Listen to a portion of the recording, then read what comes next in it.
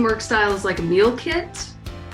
You know, I don't want to make everything from scratch, but I want to be involved in the bringing together of things.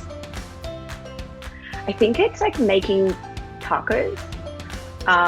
So we've got lots of fillings and everyone's at the table, and I've done a lot of work to make the fillings, but then everyone puts together their own taco. So I would say that we approach things as a team, and then myself individually very much like if you're looking for a recipe online and you have all that stuff on the top that you don't really care about, I always like scroll down as fast as I can to get to the recipe, to get to like the meat of whatever the problem is or whatever I need for my recipe, figure out that, and then kind of come back to all of the context.